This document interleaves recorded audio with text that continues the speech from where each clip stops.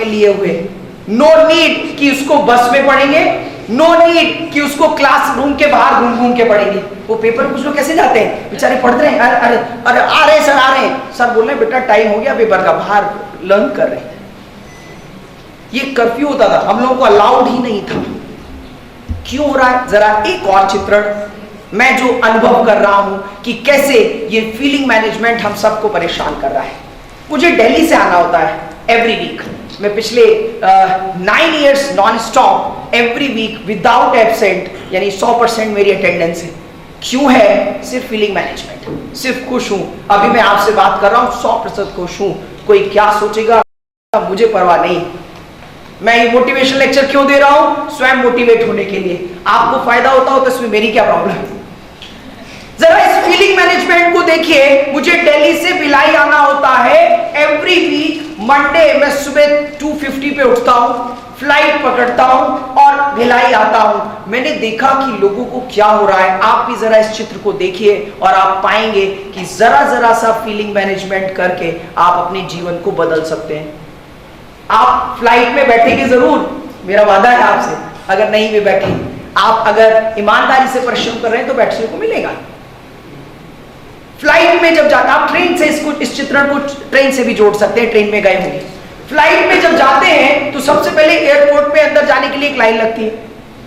फिर आप अंदर जाके बोर्डिंग पास लेते हैं। बोर्डिंग पास लेने के बाद आपको प्लेन के अंदर जाने के लिए एक लाइन लगती है। प्लेन के अंदर पहुंचने के बाद आप ऊपर अपना सामान रखते हैं, अपनी चेयर पे बैठते हैं, एयर होस्टेस खाना लेके आते हैं, वो खाना खाते हैं, फिर फ्लाइट चलती है, फिर प्लेन रुकता है अगले जहां पे डेस्टिनेशन है, फिर आप बाहर आते हैं और अपने घर चले जाते हैं। इस चित्रण को दो लोगों की नजरों से देखिए और देखिए कि कैसे हम अपने को दूसरों से डिफरेंट बना सकते हैं, कैसे हम एक अच्छे मानव, एक अच्छे ह्यूमन बीइंग हो सकते हैं। और फिर हम आएंगे उस पॉइंट पे कि कैसे आप अपनी बॉडी को अपनी कमांड में ले सकते हैं। माइंड आपको नहीं चलाए, आप माइंड को चलाओ, ये दिखाना चाह रहे हैं आपको। पहला व्यक्ति, आप ध्यान दीजिएगा, ऐसा आपके साथ होता है। पहला व्यक्ति लाइन में लगते ही प्रयास करता है कैसे भी लाइन तोड़ के आगे आ जाए और हम अंदर पहले चले जाएं। वो किसी तरीके से आगे वाले को धक्का देते हुए, बैक पुश करते हुए कोशिश करता है आगे चले जाए। अंदर आने के बाद जब बोर्डिंग पास वाली जो लाइन होती है, जहां बोर्डिंग पास लेके अंदर बोर्ड करना होता है, उसमें भी वो प्रयास करता है कि किसी तरीके से अंदर चले जाए 2-4 लोगों को जंप करके। और उसके बाद जब वो प्लेन के अंदर पहुंचता है, जरा ध्यान दीजिएगा, अपनी सीट पे बैठने से पहले सामान रखना है उसको। किसी का सामान यानी लगेज लगा हुआ है तो उसका इधर किया, इसका उधर किया, अपना लगेज सेट किया। और उसके बाद जब हम चेयर पे बैठते हैं तो ऐसी चेयर कनेक्टेड है ना भाई, तो इस जगह ये भी आर्म रख सकता है, ये भी आर्म रख सकता है। आप अनुभव कीजिएगा, ट्रेन में भी आप ऐसे ही करते। इसकी आर्म रखी हुई है, अपनी आर्म रख के धक्का देके उसका गिराते। उसके बाद वो एयर होस्टेस फूड लेके आते, तो वो जो ट्रे होता है जहां की फूड की प्लेट रखनी है, उस ट्रे को ओपन नहीं करते। क्यों? I am the boss, I have paid. वो एयर होस्टेस उसको खोलती है, फूड की ट्रे रखती है और थैंक यू बोलती है। आपके पास थैंक यू भी नहीं, वेलकम भी नहीं, कुछ नहीं, यू आर द बॉस। उसके बाद जब वो खाने की ट्रे आती है तो उसमें ढेर सारे फाइल्स होते हैं, राइट? खाना आजकल फाइल से ढका हुआ होता है। आप एक एक करके सारी फाइल्स ओपन करते हैं और उसको प्लेट में ऐसे रखते हैं जैसे कूड़ा इकट्ठा कर रहे हैं। आप खाना खाने जा रहे हैं कूड़े के बीच और आप उसको इकट्ठा करके खाना खाते हैं। सांबर होता है, उसमें उंगलियां डूब गई तो इधर उधर देखने का और सीधे सीट में हाथ पहुंच दिया। शादी में तो ऐसे ही करते हैं, वो बेडशीट जूते पोंछने के लिए होती है। हाँ राइट, वहां से जुड़ी। आपने देखा नहीं, वो सीट पे हाथ पहुंच दिए और फिर एयर होस्टेस आई, फिर उसने ट्रे, आपने ट्रे देने की बजाय फिर बॉस की तरह बैठे हैं, आई एम द बॉस। उसने ट्रे उठाया, आप ही को थैंक यू बोला और चली गई।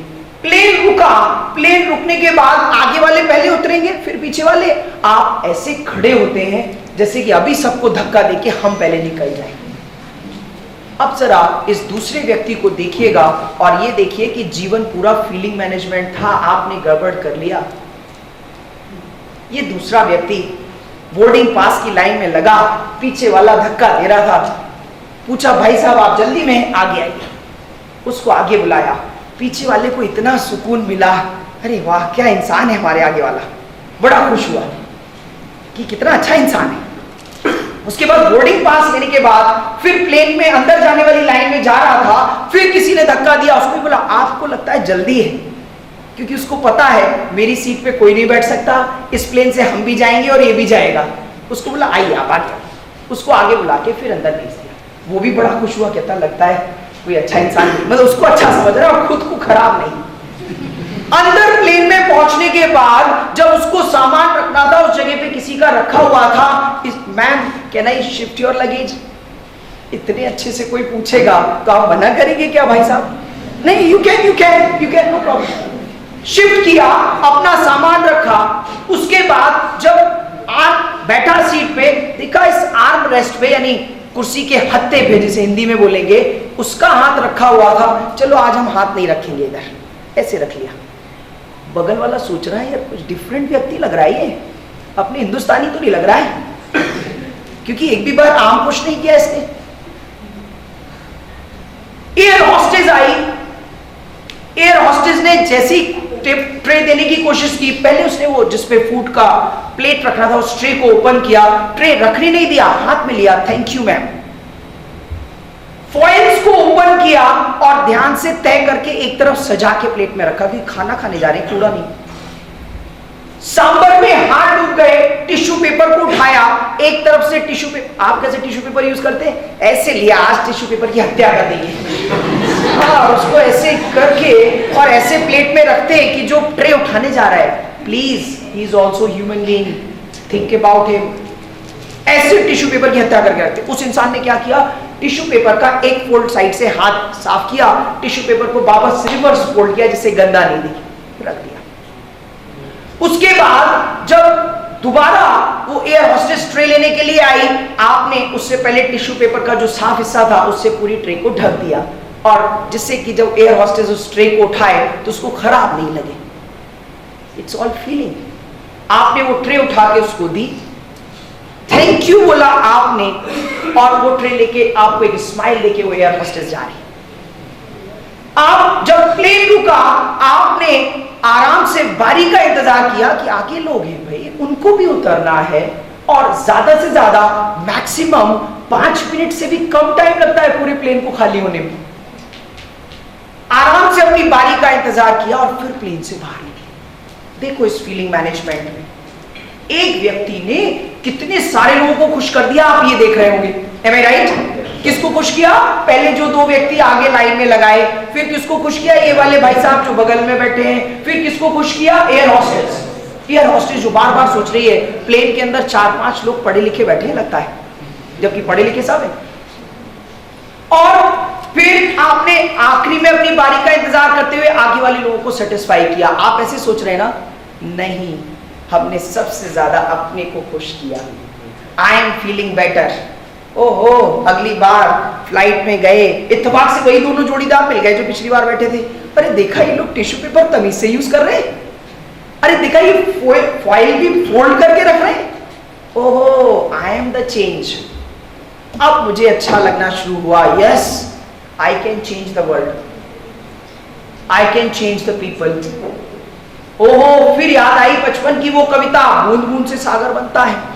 ये भाई साहब कूड़ा फेंक देते घर के बाहर, क्यों? बोले सामने वाला भी तो फेंकता, पहले उसको रोको। ये भाई साहब चिल्लाते हुए पटाखे चला रहे हैं दीपावली पे, इसलिए चला रहे हैं क्योंकि वो फलानी धर्म वाला अपनी उस पे चला रहा है, तो हम क्यों नहीं चलाएंगे? कहते पहले उसको रोको, फिर हम नहीं चलाएंगे। और आप ये भूल गए कि दिल्ली की बात कर रहा हूं, I am talking about Delhi. आपने न्यूज़पेपर पढ़ा है नहीं? दिल्ली की एयर मोस्ट पॉल्यूटेड है इस समय।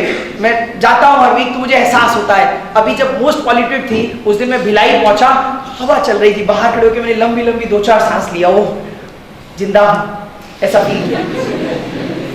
24 नवंबर मोस्ट पॉल्यूटेड डे था दिल्ली के अंदर, and everybody is firing crackers, bursting crackers. क्यों जी? शादी है। आप ये भूल गए कि आप अपने लिए गड्ढा खोद रहे हैं। My dear student, feeling management is everything, and now I am going to show you how this feeling management can help you in your studies, how you can enjoy your lectures here in classroom, how you can get the success easily in your life. One by one, I am going to show you everything. जरा देखिए, एक एक करके हर चित्रण में आपके सामने रखने जा रहा हूं। किसी को भी जीवन में सफलता चाहिए, ध्यान दीजिएगा। अब वो पॉइंट्स आने जा रहे हैं, कैसे आप कुछ थोड़ा टाइम ले सकता हूं ना आपका, जल्दी तो नहीं है, कितना 40 मिनट चलेंगे, इससे ज्यादा चल सकता है, कुछ आनंद आ रहा है, no I will stop it, क्योंकि अगर आनंद आपको नहीं आएगा I will stop it. I am getting my point. और एक जो विद्यार्थी यहाँ मैंने पिन पॉइंट किया था, आप समाधान किया है, आखिरी में चलते चलते उसको साथ में लेके चलेंगे, एक ही है, बाकी तो काफी कॉन्सेंट्रेटेड दिख रहे हैं। If anybody wants success, किसी को भी सफलता चाहिए जीवन में, तो दो चीजों की आवश्यकता होती है, एक प्रॉपर गाइडेंस और एक proper environment. You need a person, you need a guru who is telling you the right path. एक ऐसा इंसान चाहिए जो सही वक्त पे आपके टैलेंट को पता करके आपको एक सही बात बता सके। आपको मैं बताऊं कि एट द एज ऑफ 14 साल की पे जब मैंने 10th क्लास का एग्जाम दिया, बोर्ड का पेपर दिया, और बोर्ड का पेपर देने के बाद घर पहुंचा तो एल्डर ब्रदर ने मुझे बुलाया, बोले बोर्ड का एग्जाम हो गया? हाँ जी हो गया। अब क्या प्लान है? एंजॉय करेंगे।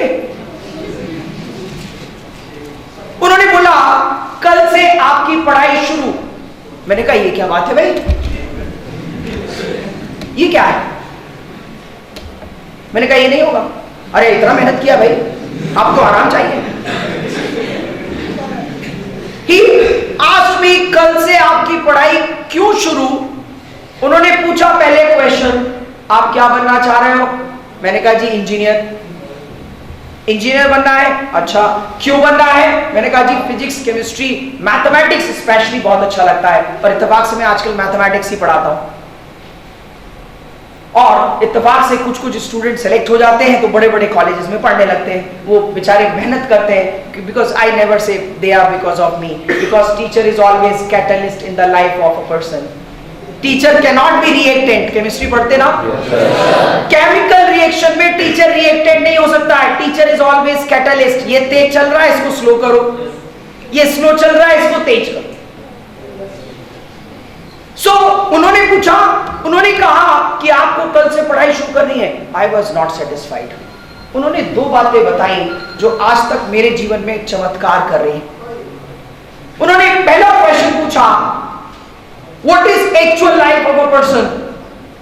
मुझे लगा शायद वो एवरेज लाइफ पूछ रहे हैं किसी इंसान की।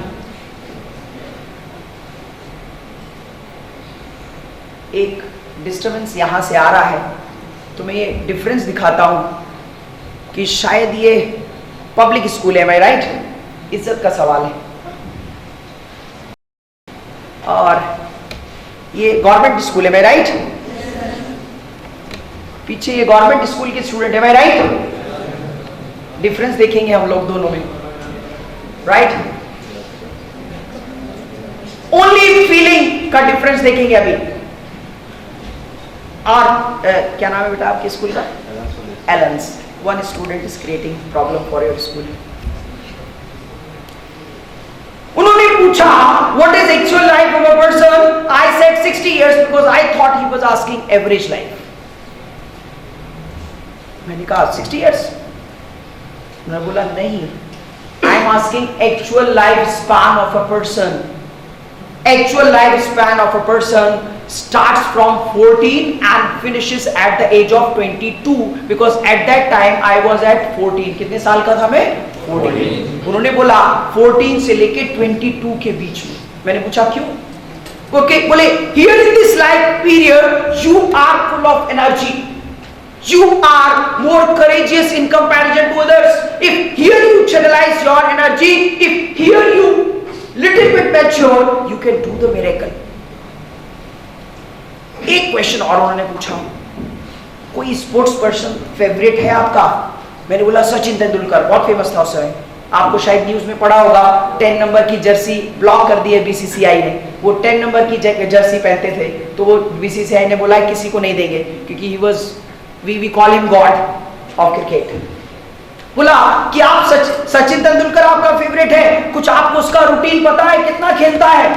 मैंने बोला खेलता कितना है? 6 घंटे 8 घंटे खेलता होगा। उन्होंने बोला you know how much he is playing? 24 hours. मैंने कहा मजाक करते हो आप? 24 आवर्स कोई कैसे खेल सकता है? बोले आप उसका शेड्यूल चेक करेंगे, जब वो स्टेडियम से थक के घर पहुंचता है और एक तरफ उसके मदर उसके पैर दबा रहे होते हैं और फादर उसको चम्मच से खाना खिला रहे होते हैं और वो सो रहा होता है, और उसके पेरेंट्स ने बताया कि वो पैर दबा रहे हैं, कोई इसको खाना खिला रहा है और एकदम से बीच में जाग जाएगा, ओ 6।